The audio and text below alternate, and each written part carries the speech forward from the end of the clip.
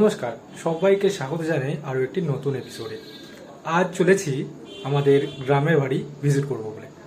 তো আজকের ভিডিওটি পুরো ভিডিও রাখার অনুরোধ রইল, কারণ আজকের ভিডিওটি একটু অন্যরকম হতে চলেছে। কারণ জেনারেলি আমি যে কোনো জায়গায় যাই সেখানকার ইতিহাস সম্পর্কে ডিটেলস আপনাদের জানাই, কিন্তু আজকে আমি চলেছি আমাদের গ্রামের বাড়ি এক্সপ্লোর করতে।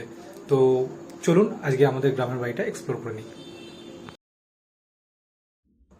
ভিডিওর প্রথমে শুরু করছি দক্ষিণ 24 পরগনার মথুরাপুর রেলওয়ে স্টেশন থেকে।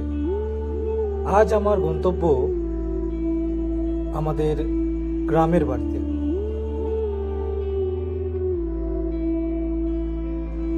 আজকের ভিডিওটা একটু অন্যরকম হতে চলেছে, কারণ আজ চলেছি আমার বাবার পৈতৃক ভিটে বা আমার বাবার জন্মস্থানে। আজ আপনাদের সামনে তুলে ধরছি আমাদের গ্রামের বাড়ি এবং সেখানকার পরিবেশ। শিয়ালদা দক্ষিণ শাখায় শিয়ালদা লক্ষ্মীকান্তপুর লোকাল ধরে প্রথমে মথুরাপুর এবং মথুরাপুর স্টেশন থেকে বেরিয়ে ম্যাজিক গাড়ি করে চলেছি গ্রামের বাড়ির উদ্দেশ্যে।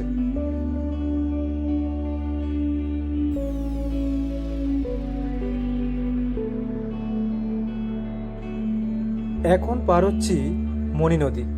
দক্ষিণ 24 পরগনা রায়দিঘি সংলগ্ন এরিয়াতে এই নদীটি বয়ে গিয়েছে।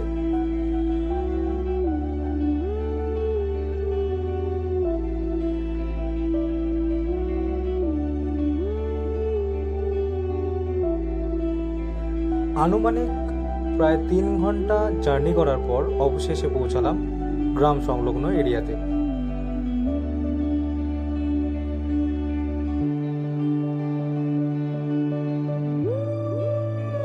এটি হচ্ছে সোনাটিগাড়ি প্রাথমিক বিদ্যালয়। এর ঠিক পাশ থেকেই যে রাস্তাটি ঢুকে গিয়েছে, এই রাস্তা ধরেই কিছুটা পথ হেঁটে আমাদের গ্রামে পৌঁছে যাব।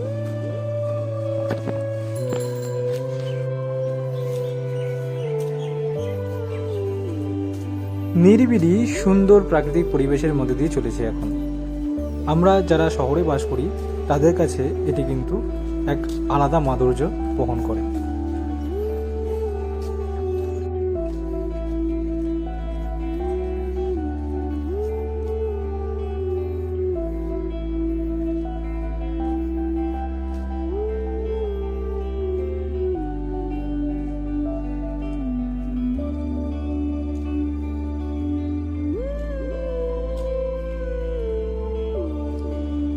এই ধরনের দৃশ্য কিন্তু গ্রামেই সম্ভব।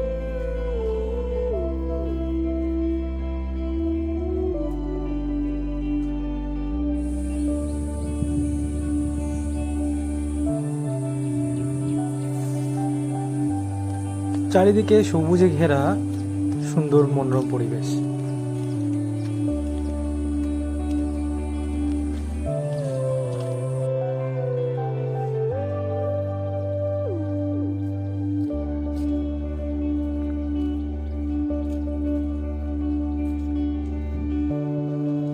এইভাবে মিনিট 10 পথ পায়ে চলতে চলতে অবশেষে আমাদের বাড়ির সামনে পৌঁছে গেলাম।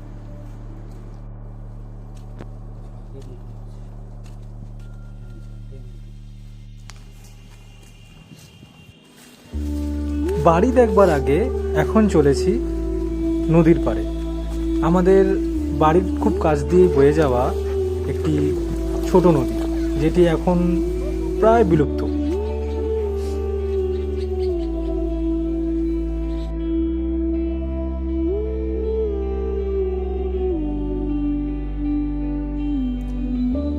একদিকে ধান ক্ষেত, অপরদিকে পুকুর, মাঝখান দিয়ে রয়েছে পায়ে চলা রাস্তা।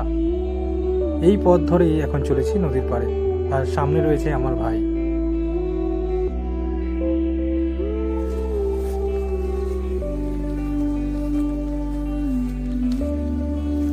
সদ্য রোপণ করা ধান ক্ষেত দেখতে খুব ভালোই লাগছিল।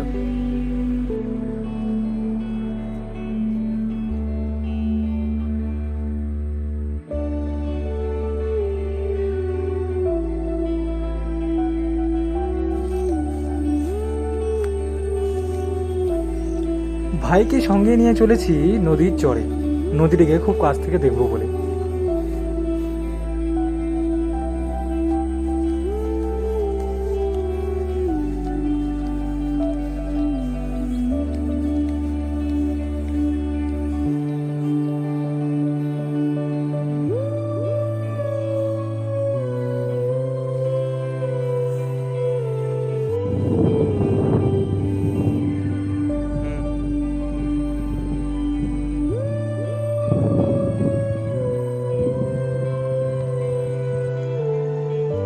আর এটি হচ্ছে সেই আমাদের ছোট নদী, যেটি মণি নদী থেকে বেরিয়ে আমাদের গ্রামে আমাদের বাড়ি খুব সামনে দিয়ে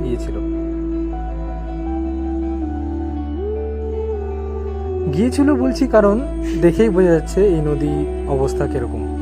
এক সময় এই নদী দিয়েই নৌকো, ট্রলার সব রকম জলজ যান চলাচল করত। আজ মজে প্রায় বিলুপ্তির কাতারে এসে পৌঁছেছে।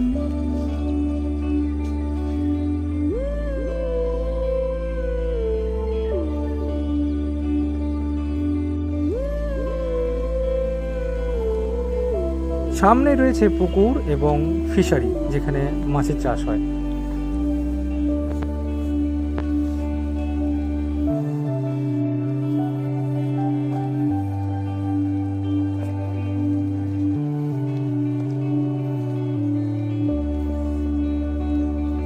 এখন চলে এসেছি গঙ্গার ধারে বা নদীর ধারে একটি মন্দিরে, যেটি খুব সম্প্রতি পুনর্নির্মাণ করা হয়েছে।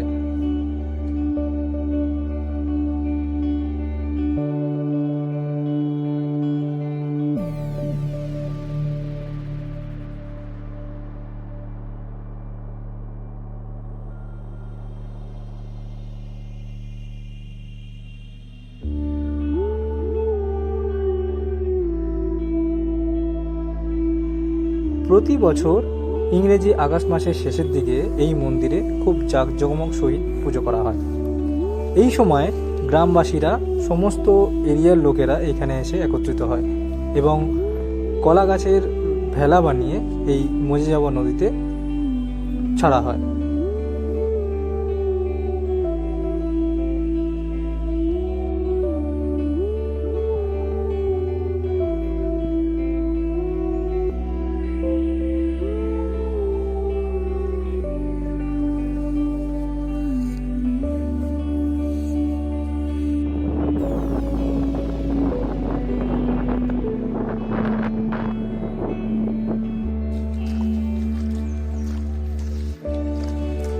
নদীর পাড় দিয়ে ঘুরে এবার প্রবেশ করছি আমাদের বাড়িতে। এটি হচ্ছে আমাদের গ্রামের বাড়ি।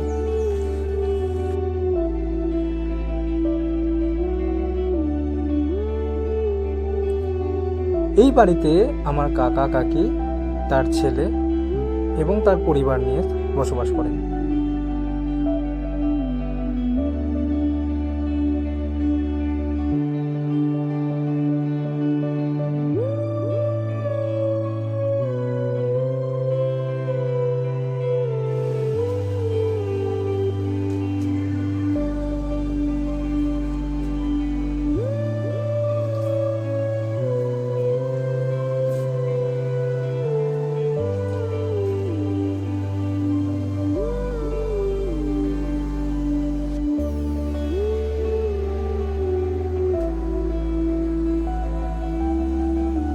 এটি হচ্ছে ঠাকুর ঘর।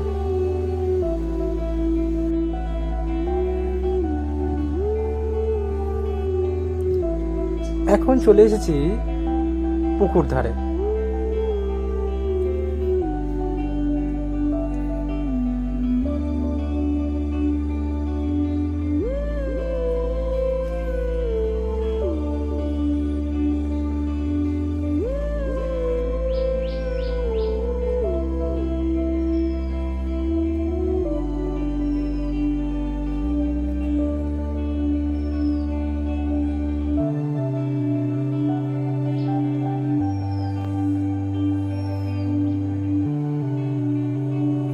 পুকুর পাড় ধরে ঘুরতে ঘুরতে বাগানে আম গাছের উপর লক্ষ্য করলাম এই জিনিসটিকে।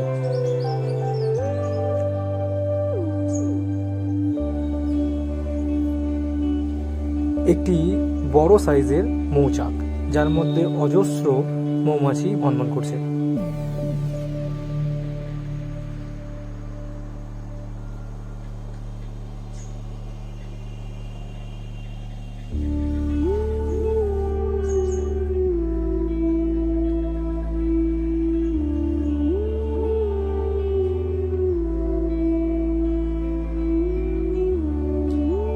এটি হচ্ছে বাগান চত্বর। যদিও কাদা এবং বৃষ্টির দরুন পুকুর ডুবে জল উপরে উঠে আসায় পুরোটা এক্সপ্লোর করতে পারলাম না।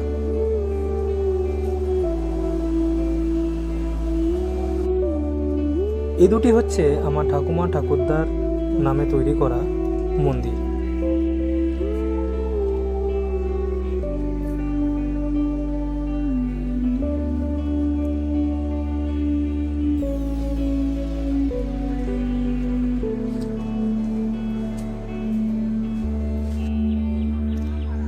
এটি একটি অনেক পুরনো বটগাছ। গ্রামবাসীদের কাছে শোনা যায় এর মধ্যে রয়েছে অনেক ভৌতিক কাহিনী।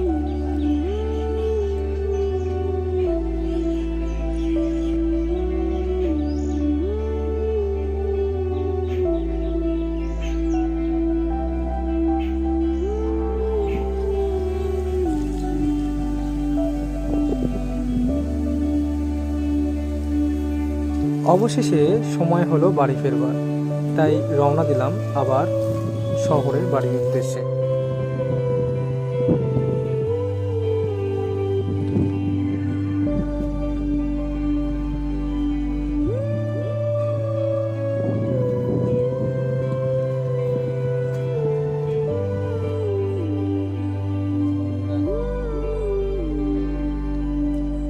আমাদের এই ছোট্ট ভিলেজ ট্যুর আপনাদের কেমন লাগলো অবশ্যই কমেন্ট করে জানান।